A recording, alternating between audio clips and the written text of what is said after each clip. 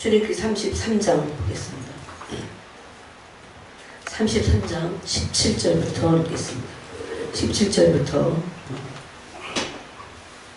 23절까지 읽겠습니다. 23절 끝절까지 같이 읽겠습니다. 출애굽기 33장 17절부터 읽겠습니다. 여호와께서 모세에게 이르시되 내가 말하는 이 일도 내가 하리니 너는 내 목전에 은총을 입었고 내가 이름으로도 너를 알미니라.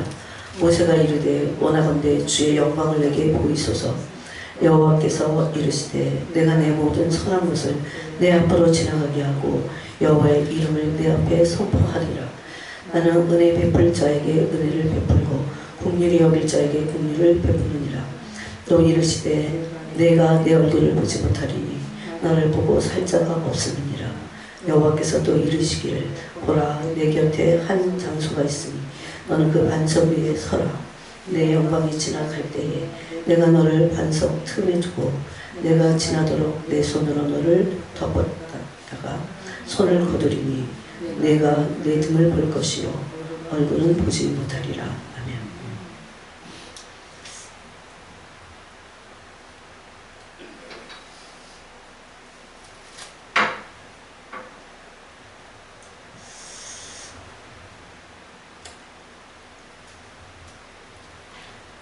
영혼의 준비, 우리가 그리스도의 신부로서 준비되는 그 어떤 때보다도 중요한 그 시기를 지금 지나가고 있습니다. 그 시기에 관한 것을 제가 종종 말씀드렸지만 금요일날 여러분에게 더 자세히, 조금 더 자세히 말씀드렸습니다. 그 지금의 이때는 이제 새로운 올해가 7년의 사이클로 들어가는 해라고 했습니다. 그것은 슈미타 안식년입니다. 하나님은 모든 당신의 일을 천지를 창조하실 때 구원이라고 하는 목표를 향해서 갈 때 하나님의 절기, 하나님의 때를 두시고 일하셨습니다. 사람들은 하나님이 막 내가 때를 쓰면 하나님이 들어주신다는 잘못된 생각을 하고 있지만 그것은 전혀 그렇지 않습니다. 하나님은 내가 때를 뜯어서 들어주시는 것이 아니라 하나님이 들어주실 때이고 하나님이 들어주실 하나님의 뜻이 있기 때문에 그 기도를 응답하시는 겁니다. 그때 우리가 때를 써도 금방 그 기도가 응답되지 않을 때는 그것이 하나님의 뜻에 맞지 않거나 또 하나는 하나님의 때에 맞지 않는 겁니다. 그래서 하나님의 때까지 우리는 불철주야 계속해서 기도하는 그것을 훈련해야 됩니다. 그때는 바로 우리가 온전해질 때이고 우리의 믿음이 검증받을 때입니다. 지금 올해 우리는 이제 안식년에 하나님 그래서 때를 통해서 일하십니다. 이 하나님이 때에 맞는 하나님이시라는 것을 사람 모릅니다. 하나님이 얼마나 때에 맞는 때에 일하시는 분이냐라고 하는 것을 알 수 있는 것은 천지만물을 창조하신 것을 보면 알 수 있어요. 여러분 하나님이 한꺼번에 천지만물을 그냥 땅 하고 이렇게 빅뱅과 같이 이렇게 막 하나님이 어떻게 그렇게 하신 것이 아니에요. 도깨비 방망이를 두드리니까 뭐가 탁 나타나듯이 그렇게 하시지 않았습니다. 하루 여섯째 날까지 모든 것을 하나님이 때에 맞춰서 또 하나님의 뜻에 맞춰서 그것을 하나님이 일하셨습니다. 창조를 역사하신 겁니다. 그래서 우리는 하나님의 뜻을 아는 것도 분명히 중요하지만 하나님의 때를 아는 것은 더욱더 중요합니다.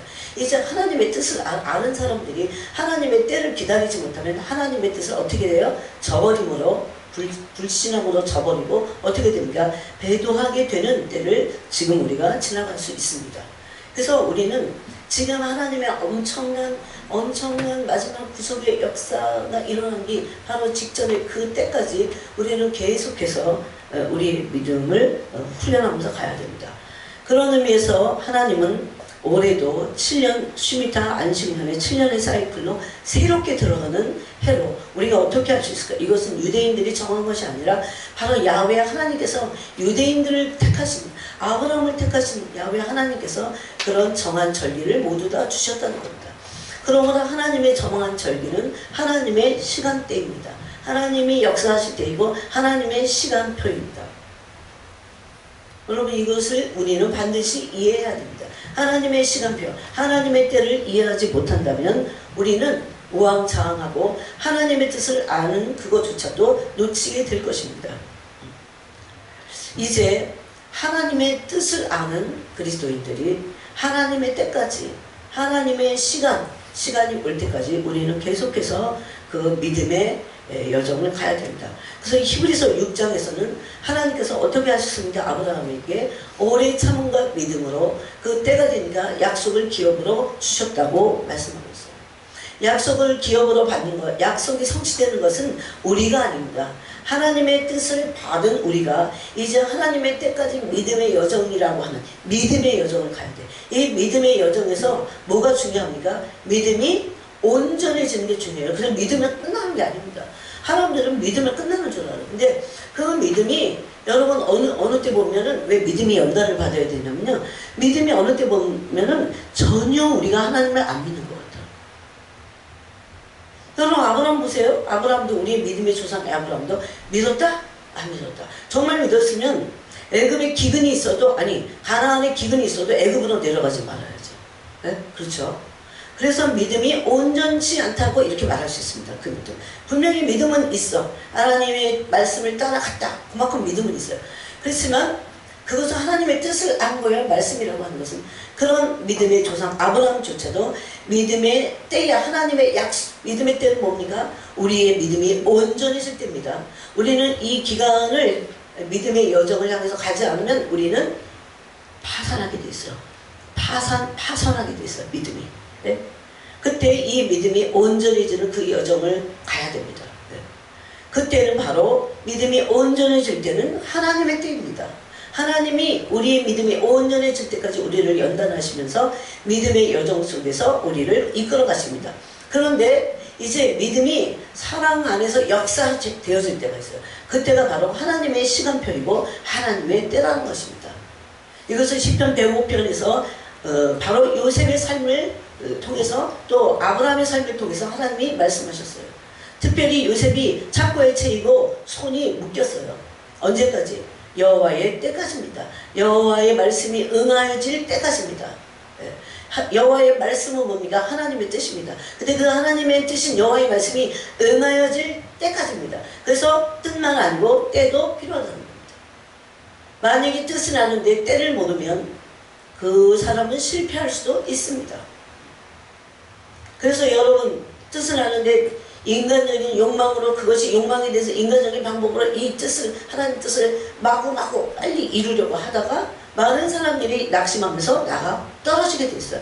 특히 종말에는 더 그럴 겁니다. 종말은 하나님의 때를 기다리는 때입니다.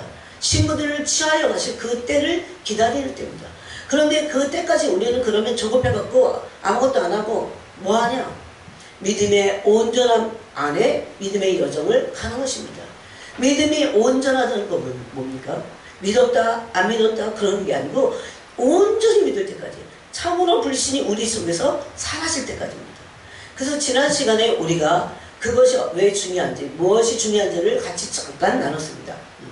두려움을 없애야 됩니다.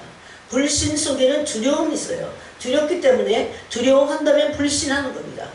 또 불신함으로 두려워하게 되어 있습니다. 이것은 맞물려 있습니다. 근데 아담을 통해서 죄를 짓고 타락한 인간에게는 모든 인간에게 불신과 두려움이 동일하게 존재했습니다.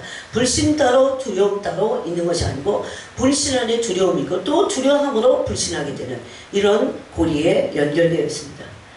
여러분 하나님은 당신의 때에 일하십니다. 그래서 우리는 이 때 올해 하나님이 희년이 새롭게 시작하는 때 안식년 그 슈미타의 안식년이 새롭게 시작하는 해에 하나님이 무엇을 하나님의 당신의 역사를 당신의 뜻을 어떻게 이루실 건가를 우리가 다시 한번 주목해서 봐야 합니다. 그래야 우리가 경건한 삶을 살 수 있고 믿음의 온전함 안으로 들어갈 수 있습니다. 또 믿음의 온전함은 때를 기다리는 것뿐만 아니고 믿음의 온전함 안에는 이 두려움이라고 하는 그 우리의 불신이 사라져 버리는 겁니다. 네. 여러분 우리 안에 있는 이 두려움은 불신을 낳게 합니다. 여러분 어떨 때 정말 어떤 문제로 인해서 좀 더 어려운 문제로 인해서 우리가 두려움이 불안함이 생겨보세요. 가만히 보면요, 그때 하나도 안 믿어요. 하나님. 그런 극단적인 두려움만으로 사람들이 치달아서 믿는 사람조차도 하나님의 살아계신 하나님의 말씀은 살아계십니다. 영혼을 소생시키십니다. 조금 더 무흠하신 하나님의 그 살아계신 생명으로 충만한 그 말씀이 기록되어 있는데도 불구하고 수많은 사람들이 불신으로 인해서 극단적인 것을 선택합니다. 우울증이 사로잡힙니다. 오늘날과 같이 우울증과 극단적인 그런 삶을 치닫는 그 믿는 사람들이 그래 교회 다니는 사람들, 그런 사람들이 이 시대에 살고 있다는 겁니다. 어느 시대보다도 그래서 굉장히 불신의 세대, 불신은 불순종을 낳고 불순종은 하나님을 거역하게 되어 있습니다. 그래서 우리는 지속적으로 포기하지 않고 하나님의 살아계신 말씀을 믿고 사는 훈련을 해야 됩니다. 그 안에서 우리 안에 어떤 두려움의 문제로 우리가 불신하게 됐을 때 이것을 가지고 죄와 피 흘리기까지 싸워야 됩니다. 이때 우리는 불신이 사라질 때까지 말씀의 강력으로 두려움이 제거될 때까지 믿고 또 믿고 믿고 또 믿는 것을 훈련해야 됩니다. 이것이 바로 믿음의 여정에서 해야 될 일입니다. 여러분, 믿음이 온전해지지 않는다면 우리는 불신하게 돼 있어요. 믿음이 온전해진다는 건 불신이 제거되는 겁니다. 우리 안에서 불신이 제거되는 겁니다. 그런데 불신이 있는지 없는지를 어떻게 알 수 있을까요? 연단이 오면, 고난이 오면 알 수 있어요. 그래서 두 가지라고 했습니다. 첫 번째 반응은 고난에 대한 나의 반응이 어떤가. 그것은 불신하는가 아니면 하나님을 믿어서 그 믿음이 온전해지는 것은 불신이 깨지는 거예요. 그 안에 뭐가 없습니다. 두려움이 없습니다.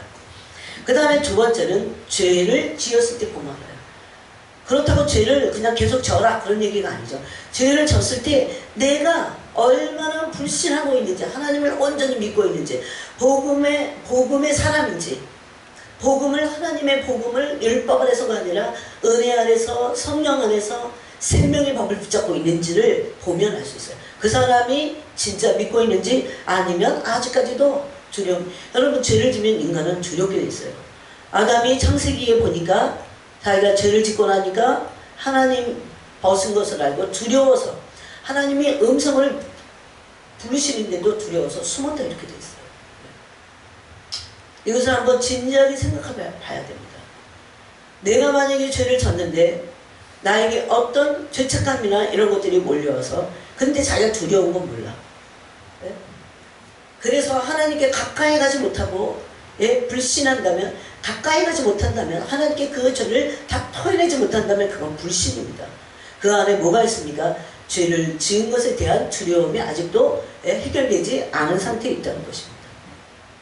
그래서 우리는 지속적으로 포기하지 않고, 참 중요해요. 이것이 지금 여러분, 믿음이 온전해질 때까지. 그런데 너무나 놀랍게 믿음이 온전해지는 것은 불신을 없애는 건데, 불신을 없애고 불신 안에 있는 두려움을 제거함으로 믿음이 온전해지는 것은 딱 하나밖에 없어요. 뭡니까? 사랑입니다. 사랑. 네. 그래서 요한일서 4장에서는 사랑이 온전한 사랑을 이룰 때 두려움이 내어 쫓김을 당한다 이렇게 되어 있어요. 그리고 두려워할 때는 뭐가 있습니까? 심판이 있다고 했어요. 그래서 계시록 21장에서는 두려워하는 자들과 믿지 않는 자들이 둘째 불못에 가장 먼저 던져질 자로 그렇게 기록이 되어 있습니다. 그래서 우리는 두려움과 싸워야 됩니다.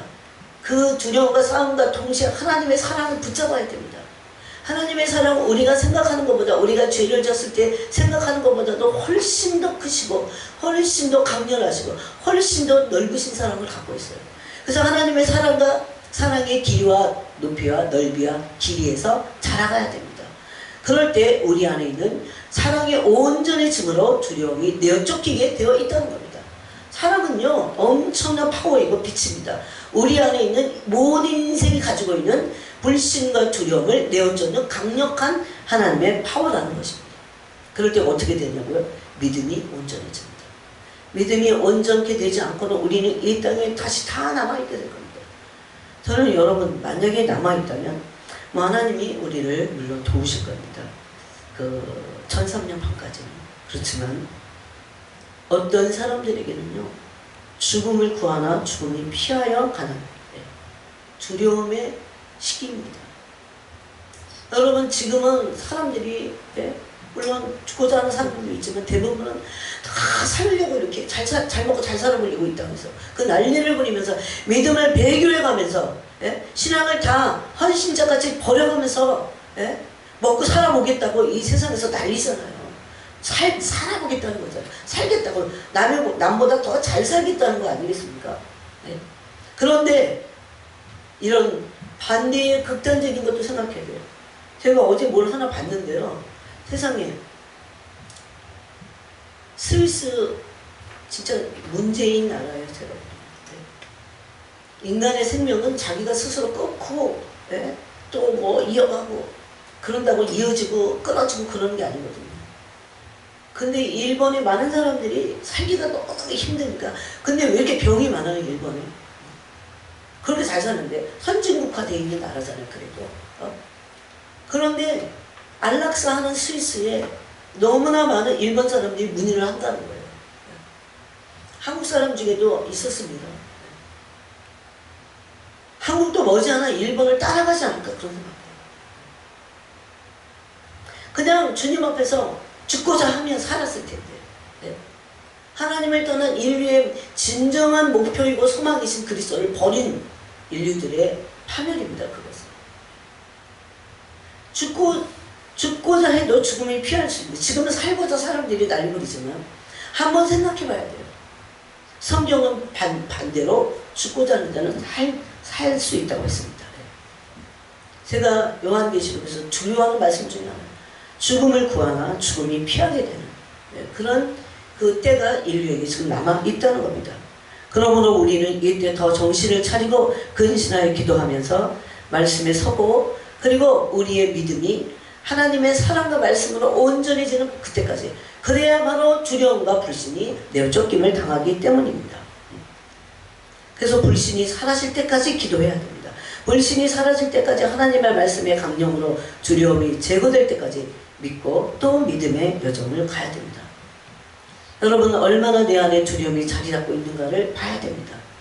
이 두려움이 자리 잡고 있다는 것은 불신이 있다는 겁니다.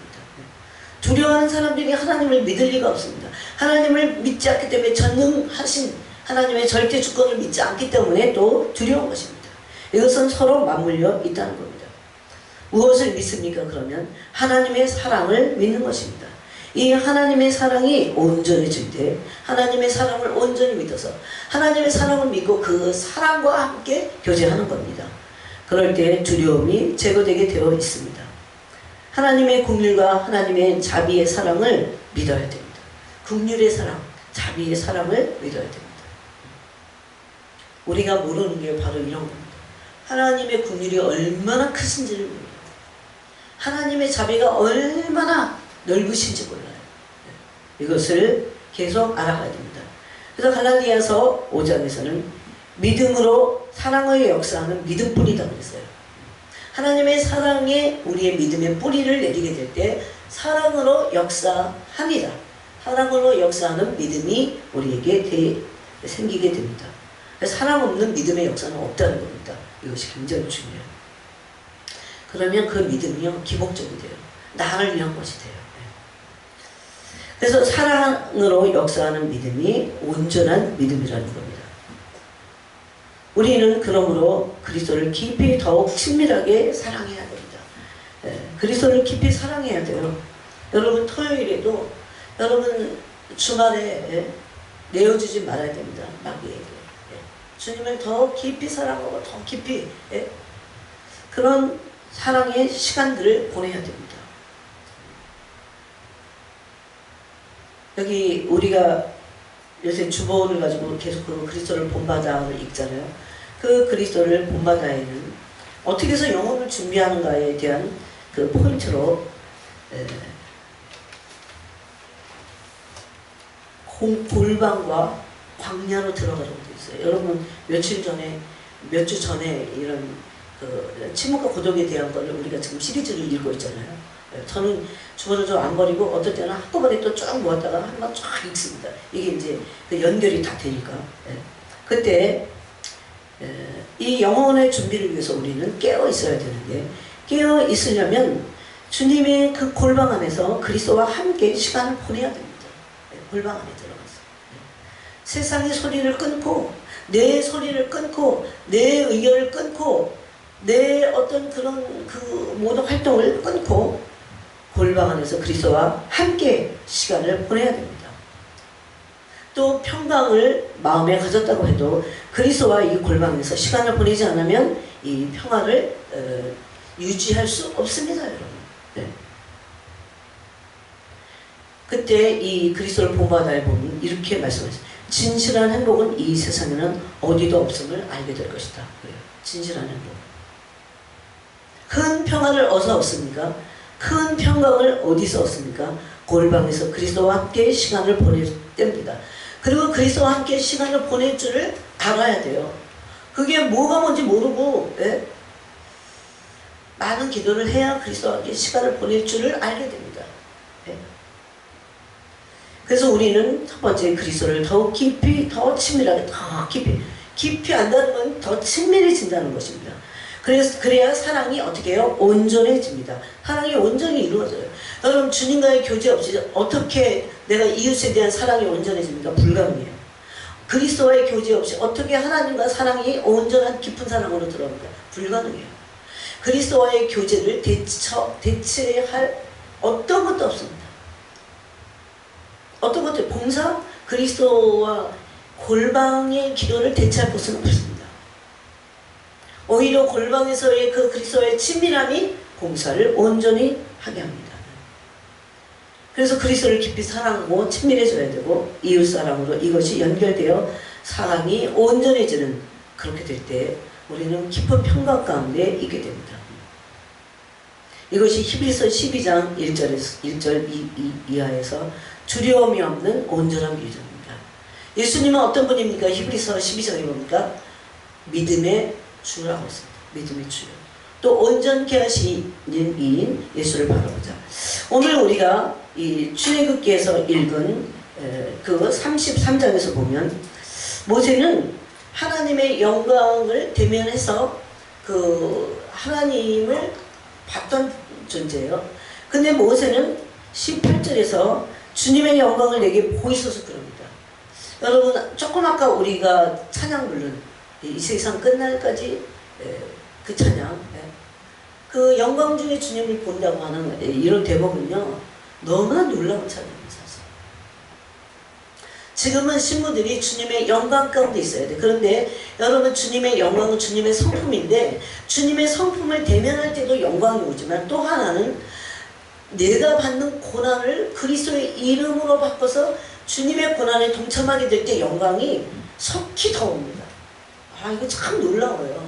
이 비밀이에요. 근데 여러분, 요즘 교회 다니는 사람들 보세요. 고난 안 받으려고 하잖아요. 고난을 안 받고 고난이 없고 꽃길만 가고 믿습니다 이러고 뭐 믿음의 어떤 그런 기적들만을 원하는 그런 복음 아닌 복음들이 또 난무하고 있잖아요. 성경이 어디에도 주님 그런 길을 가신 적이 없습니다. 여러분, 속으면 안 됩니다. 제가 이렇게 얘기해도 속는 사람들이 진짜 있어요. 두 가지예요. 주님의 성품의 영광을 대면할 때, 주님의 성품을 대면할 때 우리 영광을 대면할 수 있게 돼요. 이게 고린도후서 3장 18절입니다. 두 번째는 언제 우리가 영광 가운데 있게 될까요? 내가 받는 고난을 예수 그리스도의 이름으로 바꿔서 그 이름으로 그 주님의 고난에 동참하게 되는 겁니다. 그렇게 될 때 영광의 영, 곧 하나님의 영이 우리 위에 머물러 계십니다. 이거는 개인이 알아요. 그래서 여러분, 지금 우리에게 오는 자꾸 큰 연단, 훈련, 또 고난들을 싫어해서 안 됩니다. 피하지 말아야 돼. 그냥 아예 액면 그대로 받아야 돼요. 네? 좀 어떻게 피해 보려고 그렇게 할 때 우리는 믿음을 저버리게 됩니다. 오히려. 네? 그래서 여기 보니까 제가 그래가지고 이걸 적어봤어요. 참 그 그리스도를 본받아야 너무나 놀라운 비밀들이 있습니다. 깨어있으려면 안일함과 교만을 버리라고 그랬어요. 깨어있으려면 안일함과 교만을 버리라. 안일함, 교만. 안일함으로 오는 교만, 또 교만함으로 오는 안일함. 여러분 이건요 육체와 우리 혼이 원하는 거예요. 안일한 거, 평탄한 거. 그거 근데 그냥 성경에서 말하는 평안이 아니거든요. 또 사람들로부터 쉽게 위안을 받으려고 하지 말라고 그랬어요. 이건 가짜니까. 우리가 얼마나 사람들로부터 위안을 얻으려고 합니까? 사람들이 우리로부터 멀어지고 하면 우리 얼마나 불안합니까? 그리스도께 온전히 받고 그렇다고 사람들은 막 불화하고 일어나는 거 아니에요. 그렇지만 타협해서는 절대 안 됩니다. 그들의 영혼을 깊이 사랑하면서도 깊이 그들의 영혼을 사랑하면서도 절대 타협해서는 안 된다는 겁니다. 이것이 바로 사람들로부터 쉽게 위안을 받으려고 하지 말라는 겁니다. 이렇게 말했어요. 오히려 고난 가운데 하나님의 위로를 추구하기를 오히려 애쓰라. 하나님의 위로를 받으려고 애쓰라고 그랬어요. 하나님만을 의지하고 그러면서 그렇게 될 때 우리가 하나님만을 의지하게 되겠죠. 하나님만을 의지하는 법을 자꾸 배우는 겁니다. 또 겸손기 위해서는 자주 시험을 당해야 한다. 오히려 그랬어요. 이게 그리스도가 가신 그리스도를 본받는 길입니다. 제가 다시 한번 읽어볼게요. 고난 가운데 하나님의 위로를 추구하기를 오히려 힘쓰고 하나님만을 의지하고 겸손기 위해서는 자주 시험을 당해야 한다. 이렇게 했어요. 과도한 자신감이나 이 안일함과 이런 평안으로 말미암아 인간적인 평안이죠. 과도한 자신감이나 사람들에 대한 높은 평가를 제해야 돼요. 사람들을 우리가 막 어떨 때 엄청 좋은 평가를 해줘요. 근데 거기 속아서는 안 됩니다. 과도한 자신감. 누구도 자신을 신뢰할 수 없다는 것을 말합니다. 특히 이 마지막 때. 여러분 지금 이제 곧 화폐가 디지털화 될 것입니다. 그 다음에 신분증의 아이디가 디지털화 될 것입니다. 그것은 뭔가 큰 목표가 있어요. 그들의 목표. 이렇게 될 때 우리가 과연 우리는 도대체 무엇을 행하고 무엇을 거부해야 되는가. 그래서 많은 기도 속에 영을 분별하고 이 시대가 막 급속히 도래하고 있잖아요. 아니 그게 그냥 올 것이다가 아니 이미 왔는데 드러내지 않을 뿐입니다. 살짝 때가 안 돼서. 근데 지금 어느 지역에서는 여러분 이 코로나19도요. 사실은 여기 한번 그들의 어젠다에 대한 실험장이었습니다.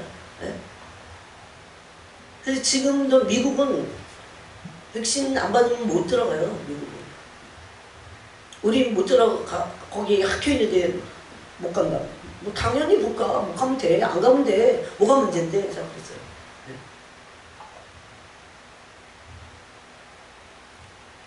이 바로 이 두려움의 문제를 골방에서 그리스도와 함께 시간을 보내면서 친밀한 가운데서 주님으로부터 오는 큰 평강을 붙잡고 있어야 됩니다. 여러분 두려움 문제를 조금 더 얘기해보면 왜냐하면 분명히 이런 시대가 도래할 때 이제 짐승의 시대는 곧 올 겁니다. 짐승의 체제는 곧 도래할 겁니다. 아니 이미 왔는데 드러내지 않을 겁니다. 이것은 인공지능과도 다 맞물려 있어요. 그럴 때 우리 안에 있는 두려움의 문제를 지금 없애지 않으면 우리는 주님을 배반하는 그 두려움으로 인해서 거기까지 이르게 될 겁니다. 두려워하는 자들은 불신하는 자들이며 짐승시대에 짐승의 표를 받게 될 것입니다. 두려움은 불신을 낳게 되고 인본주의와 이기심이 중심에 있습니다. 인본주의와 이기심이 중심에 있습니다. 이것은 자기 사랑과 자기 애, 자기 사랑, 자기 애는 세상 사랑입니다. 이와 다 연결되어 있어요. 이것을 끊고 두려워하지 않을 때 주님을 믿고 혹시 남아있다고 해도 주님을 믿고 그것을 거부할 수 있어요. 그들을 하나님이 어떻게 대하시는지를 우리가 보게 될 겁니다. 하나님의 멸망의 심판이 우리의 미래에 다가오고 있습니다. 여러분 이런 모든 것들은 세상을 향한 하나님의 심판입니다. 사실. 근데 심판의 대상이 되지 않으면 되죠. 여러분 그래서 이 세상의 흑암 안에는 이 미래의 새로운 세계 정부가 들어서기 위해 지금 이제 태동을 하고 있습니다. 여러분 디지털화된 신분증을 가지고 있으면 모든 사람을 통제하고 감시할 수 있어요. 그래서 멸망받은 자들에게 성경은 이렇게 말합니다. 멸망받을 자들은 창세로부터 능명되지 않은 자들, 하나님의 측에 능명되지 않은 자들이에요. 그들은 누구든지 누구를 막론하고 집세는 표를 받게 되어 있습니다. 성경 그렇게 말씀합니다. 그런데 반면에 하나님의 언약 백성들은 오늘 5절 말씀대로 빌라델피아 교회와 같이 뭘 지켰습니까? 인내의 말씀을 지킨 자들입니다. 그냥 말씀이 지식이 아니에요. 이제 이 부분을 두 번째 포인트로 말씀을 나누기 원해요. 인내의 말씀은 살아계신 하나님의 뜻이에요. 이것을 지키기 위해서 인내하고 고통을 받아야 됩니다. 그들에게 시험의 때를 면하게 하시며 이 때는 땅에 거하는 자들을 시험할 때라고 해서 땅에 거하는 자들. 여러분, 하나님의 백성 그리스도의 신부들은 진리의 사랑을 받은 자입니다. 그렇죠? 진리의 사랑은 하나님의 말씀, 하나님의 말씀은 하나님이십니다. 하나님으로부터 그 진리로 인해서 사랑을 받은 자들입니다. 또 하나님의 말씀을 가지고 계속해서 씨름하고 연단받은 자들이에요. 오히려 여러분, 진리의 사랑을 받은 자는 진리의 연단을 받은 자들입니다. 이들이 그리스도의 신부들이고 하나님의 언약의 백성들입니다. 그들은 말씀을 교리적으로, 여기서부터 또 중요합니다. 교리적으로 진리를 지식으로 안 사람들이 아닙니다. 교리적이 아니에요. 진리지만 지식으로 안 사람들이 아닙니다. 그런데 말씀을 뭐로 아는 줄 아세요? 그리스도의 인격으로 아는 겁니다. 네? 이 포인트가 중요합니다. 그래서 하나님의 말씀이 나를 그리스도의 인격으로 변화시키는 그 길을 우리가 가는 것입니다. 이 진정한 신부들이에요. 그게 바로 진리의 사랑을 받은 자들입니다. 그 그리스도의 인격이 바로 그리스도의 말씀인 것을 아는 겁니다. 그리스도와 그러므로 인격적인 교제를 하는 겁니다. 뭘 통해서? 말씀을 통해서. 그래서 여러분, 우리가 진리의 지식을, 그리스도를 뺀 진리의 지식, 이것도 사단의 속임수예요, 여러분. 어떤 사람들은요, 그리스도에게 정말 생명을 걸고 그리스도 한 분을 얻기 위해서, 그리스도를 얻기 위해서 기록된 로고스의 말씀을 읽고 그것이 내 마음으로 내게 와야 되는 겁니다. 그리스도를 얻기 위해서. 그냥 말씀 자체가 목적이 아니에요. 요거 사탄이 또 속이는 겁니다. 그래서 얼마나 위대하신지를 말씀을 통해서 아는 거죠. 사도, 선지자, 목사, 교사, 복음 전하는 자 왜 세웠습니까? 그리스도의 몸된 교회를 세우기 위해서입니다. 그리스도를 뺀 어떤 것도 진리가 아니에요. 그냥 단순히 교리와 진리 입각한 삶을 산다? 아닙니다. 그래서 그들이 빗나가서 살짝 잘못될 수 있어요. 물론 하나님이 지금 이때에 돌이키시려고 합니다. 진리의 모든 목적, 도의 모든 길의 목적은 그리스도이십니다. 그들은 말씀을 그리스도의 인격으로 압니다. 여러분, 이해하시겠어요? 지금 제가 하는 얘기를. 이걸 사단이 얼마든지 속여놓을 수 있는 것들입니다. 그래서 내 인격이 그리스도의 인격으로 조금씩이라도 변화되는가를 봐야 돼요. 그리고 내 목표는 그것인가? 그리스도로 변화되는 것, 그건가?를 봐야 됩니다. 단순히 진리, 단순히 교리적이고 진리에 입각함, 그러면 이게 율법화돼요, 자꾸. 왜? 그리스도 안에만 생명이 있기 때문에. 그래서 제가 그랬죠. 말씀도 묵상하지만 그리스도 존재 자체를 말씀을 통해서 묵상해야 될 것을, 그리스도를 얻는 겁니다. 바울에서 빌립보서 3장에 그리스도를 얻고 그 안에서 발견되려 하는 일을 했어요. 이것은 바울이 그리스도의 이 말씀을 그리스도를 얻기 위한 것으로 쓴 겁니다. 자신을 그래서 그리스도를 얻어야 그 안에서 자기가 발견되는 겁니다. 바로 마지막 때에 이것을 마귀는 속이고자 할 겁니다. 그리스도를 마치 근데 자기가 그리스도를 뺐다고 생각하지 못할 정도로 교묘하게 속이는 것이 사탄의 속임수입니다. 그러므로 그리스도 자신을 목적으로 하지 않는 율법적으로 진리에만 초점을 맞춘다면 그리스도를 목적으로 해야 돼요. 방향 감각을 잊어버립니다.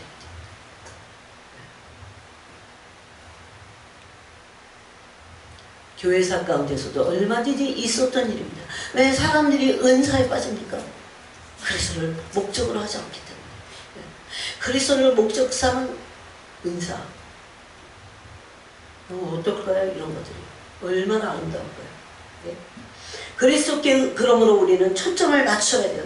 그리스도의 인격을 따르고자 해야 돼요. 그리스도의 인격을 말씀하면서 그리스도의 인격을 따르지 않는 진리는 그 방향을 잃어버린다니까요. 그 초점이 그리스도에게 맞춰있지 않기 때문에 이것이 얼마나 중요한지 모릅니다. 교리적이고 율법적이 되어 결국 삶에 직접적인 변화 없이 교리 안에 갇히게 됩니다.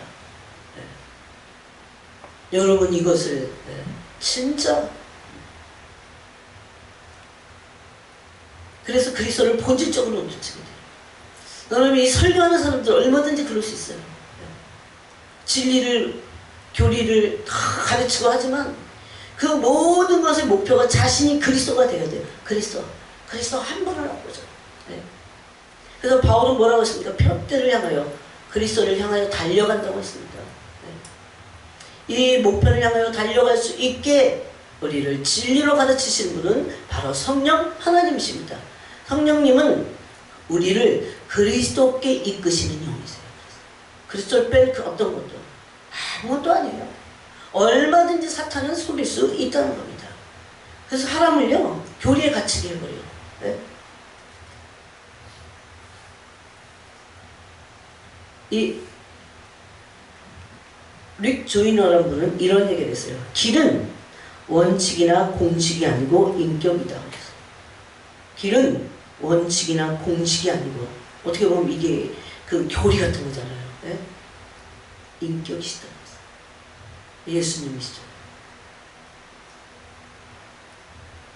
그러므로 우리가 진리 안에서 행한다는 것은 단순히 어떤 영적인 사실들을 본다는 게 아니에요. 동의하는 것도 아니에요. 뭡니까? 인격이신 주님을 따르는 겁니다. 성인들의 목표는 전부 이거였어요. 여러분 과거에 그 가르멜 수도원 같은데 얼마나 그 수도원의 교리적인 그 규칙이 얼마나 천추천명했어요. 나는 여기서 숨도 못 쉴 텐데 어떻게 여기서 성인들이 탄생했지. 그런데 그런 그 수도원의 그 모든 것들을 뛰어넘어서 그리스도의 영광을 대면하게 돼요. 거기서 많은 수도사들이 있어. 그런데 진짜 그리스도만을 원했던 사람들이 그리스도를 만나게 돼요. 그래서 그 철두철미한 그 봉쇄 수녀원에서 살아남으면서 그리스도를 대면하는 겁니다. 그 성인들이 막 나오는 거예요. 근데 한 명이야.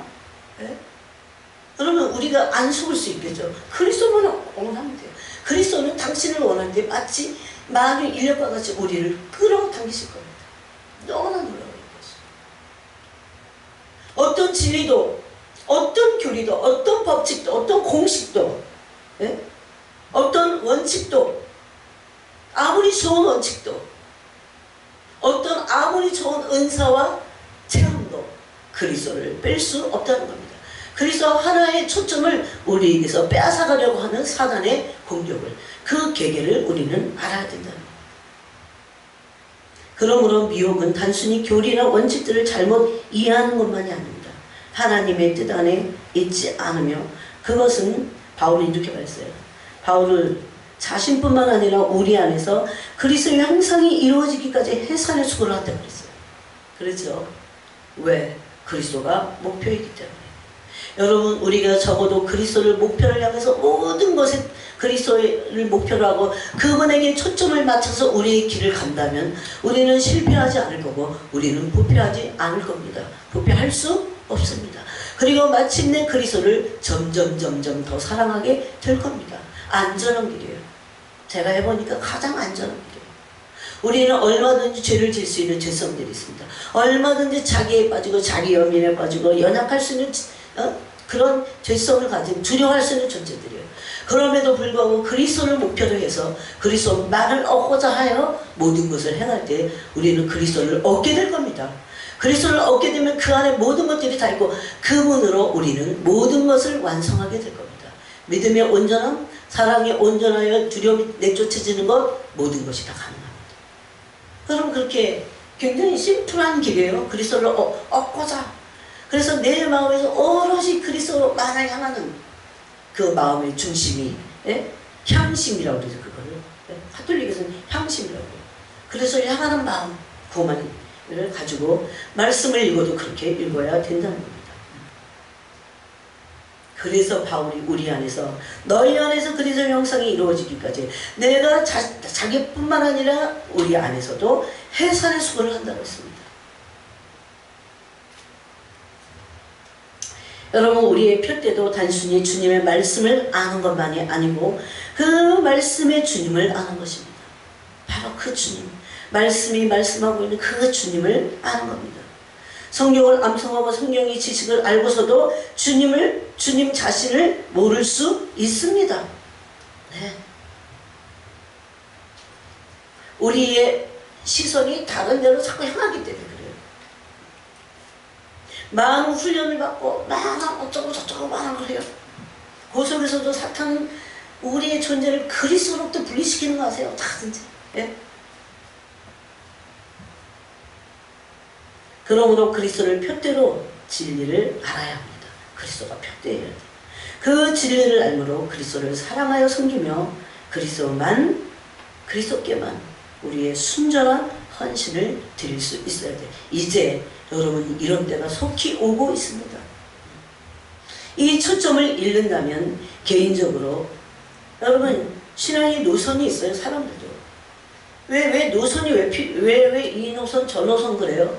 오로지 다 성경에서 말한 바울과 같이 그리스도만한 목표를 위해서 가면 노선이라는 게 있을 수 없습니다. 근데 있어요, 사람들이. 그렇게 되면 그 사람의 신앙은 새로운 지식의 진리를 알고자 계속 방황을 해요. 그리스도를 알고자 해야 됩니다. 이게 사단의 아주 미미한 속임수예요. 진리를 안다고 하는데 사실 그리스도께 초점을 맞추지 않게 하고 진리를 향해서 진리를 알고자. 근데 어떤 사람은 진짜 진리를 알고자 하죠. 그리스도를 알게 돼 있어요, 사실은. 근데 사탄이 속일 수 있다는 겁니다. 에베소 4장 12절, 11절, 13절입니다. 한번 찾아보겠습니다. 그래서 여러분 바울은 그리스도의 영광을 알고자 했어요. 그리스도의 영광을 대면하고자 했어요. 그 영광은 무엇입니까? 모세가 봤던 그 영광은 하나님의 영광은 신약에 와서 그리스도의 실체십니다. 그리스도를 알고자 해야 돼요. 이것은 아무리 제가 강조해도 부족합니다. 그것은 우리가 주님의 나라에 갈 때까지 계속해서 이것을 한다 해도 우리는 치우치지 않을 겁니다. 아니 그리스도께 치우쳐 있어야 돼요. 그리스도께. 자, 에베소서를 한번 보겠습니다. 에베소서 4장 11절부터 보면 그가 어떤 사람은 사도로 어떤 사람은 선지자로 어떤 사람은 복음 전문자로 어떤 사람은 목사와 교사로 삼으셨습니다. 여러분 목표가 뭡니까? 봉사도 아닙니다. 사실 봉사는 그리스도를 위해서 하는 거죠. 네? 그래서 봉사 위에 계신 그것을 받기에 합당하신 그리스도십니다. 이것을 우리가 그리스도를 섬겨보면 알아요. 그리스도가 얼마나 위대하고 놀라우신 분인지를 알게 됩니다. 12절에 이는 성도를 온전하게 하여 이것도 하나의 과정의 목표입니다. 그래서 봉사의 일을 하게 하며 이것도 과정의 목표예요. 그렇지만 뭐가 진정한 목표입니까? 그리스도의 몸을 세우려 하십니다. 즉 그리스도라는 것입니다. 왜? 교회는 그리스도의 몸이기 때문입니다. 그리스도는 그 몸의 머리시기 때문입니다. 13절에 우리가 다 하나님의 아들을 믿는 것과 아는 일에 하나가 되어 온전한 사람을 이루어 그리스도의 온전한 사람의 목표는 뭡니까? 그리스도의 장성한 분량이 충만한 데까지 이르는 겁니다. 네. 어린아이는 뭡니까? 그리스도의 장성한 그리스도를 몰라. 그냥 성격이 좀 안 좋다고 그게 아니에요. 그리스도를 모르기 때문에 어린아이이기 때문에 그렇다는 겁니다. 네. 그래서 우리의 신앙의 목표는 그리스도의 장성한 분량이 충만한 데까지 이르는 겁니다. 그리스도가 목표인 사람들이 그리스도로 충만해지는 겁니다. 그러면서 20절에 뭐라고 합니까? 오직 너희는 그리스도를 그같이 배우지 아니하였느니라고 했어요. 그러면 여러분 성령을 통해서 우리의 목표가 초점이 그리스도가 될 때 그 진리의 성령님께서 우리에게 그리스도를 가르쳐요. 그래서 성경은 이렇게 말합니다. 바울은 너희는 그리스도를 그같이 이방인들 그들이 하는 것 같이 그들 위에 있는 사람들 그들과 같이 그리스도를 배우지 않았다 그럽니다. 21절에 진리가 예수 안에 있는 것 같이 너희가 참으로 그에게서 듣고 또한 그 안에서 가르침을 받았을진데 뭐에 대한 가르침을 받았습니까? 진리, 즉 예수 그리스도에 대해서 가르침을 받았다는 겁니다. 너무나 많은 사람들이 교회가 종교화되고 교리화되니까 말씀에서 말씀으로 돌아가자고 그러잖아요. 그 말씀으로 돌아갔는데 그리스도를 또 빼. 진정으로 그래서 진정한 변화, 그리스도가 우리에게 목표가 돼서 그리스도가 우리에게 충만해지기 전까지는요, 그리스도를 인격으로 알기 전까지는 우린 변화되지 않습니다. 이게 비밀이에요. 그러므로 주님만이 하나님의 온전한 목적이심으로 모든 것이 그리스도 안에 함축되어 있습니다. 여러분, 그리스도는요 너무나 모든 것을 다 이루시고 함축하시고 모든 성경의 모든 결정, 모든 목표, 모든 결말을 하고 계셨어요. 이제 그분이 곧 우리에게 드러나실 겁니다. 여러분, 교회에 여기서 오중직임 있잖아요. 이 오중직임 중에서도 사도직은 대단한 직분입니다. 이 사도직 또 그 목사직, 이런 모든 교회의 모든 직분의 회복은, 교회의 모든 다양한 비전은 딱 하나입니다. 오로지 그리스도. 그래도 충분해. 왜? 그분 안에 모든 것이 다 있기 때문에. 그분을 얻고자 해야 돼요. 그래서 다 모아져서, 모든 비전이 다 모아져서, 왜? 노선이 필요 없어요. 그래서 신앙의 노선이 그리스도가 우리의 노선일 뿐이에요. 그래서 주님 자신에게만 집중돼야 되는 때가 지금 오고 있습니다. 그래서 모든 것들이 그리스도의 영광이 모아질 것입니다. 그분은 너무나 크신 분이세요. 가늠이 잘 안 될 정도로. 사람들 그리스도를 대면하지 않았기 때문에 그리스도가 어떤 분인지 잘 모릅니다. 얼마나 크고 위대하시고 하나님이신지, 얼마나 전능하신 분이신지 모릅니다. 너무나 크세요. 그분이. 그리스도께 모아진 집중은 앞으로 교회의 큰 능력이 될 것입니다. 그리스도께 모든 사람이 집중하게 될 때 그것은 하나가 되고 교회가 능력을 오게 하는, 여러분, 그 능력이 와야 돼요. 지금 너무 각계정초야. 근데 왜 그래요? 오로지 그리스도가 목표가 아니기 때문에 그래요. 왜 내 이론이 있어요? 그리스도가 목표라면 내려놔져야 한다는 겁니다. 모든 생각을 사로잡아 그래서 그리스도의 발 앞에 복종하게 될 때 어떻게 됩니까? 능력이 교회에서 날 겁니다. 그때 복종하지 않는 자들을 벌하려고 준비하는 중에 있노라, 그렇게 말씀하세요. 교회는 그러므로 그리스도께 완전히 초점을 맞추고 복종함으로 교회가 바로 세상을 심판하게 될 것입니다. 능력이 드러나요. 더라고 생각하면요, 기가 막혀요. 빨리 그래서 이 비밀을 알아가야 돼요, 우리가. 그럴 때 마지막 때에 그 큰 영이 와야, 여러분, 이게 하나가 안 되면 다 지연되는 거예요. 그래야 마지막 때에 어마어마한 큰 추수를, 지상 명령을 그리스도와 함께 완수할 수 있어요. 아직 끝나지 않았으니까 기대하고 희망을 해야 됩니다. 그때 우리가 모든 신부들의 시선이 오로지 모든 능력의 모든 것 대신에 모든 것 위에 뛰어나시다고 하죠. 그분에게 집중을 하고 있어야 됩니다. 그때 주님의 에베소서에 말씀하시는 머리와 몸이 진짜 연합됩니다. 진짜요. 그래서 사도와 선지와 교사와 목사와 이들의 진정한 사역의 목표는 오로지 그리스도이고 그리스도와의 연합이라는 것입니다. 그래서 앞으로 이제 여러분, 이런 비밀을 아는 자들이 하나가 돼요. 이걸 알아야 돼요.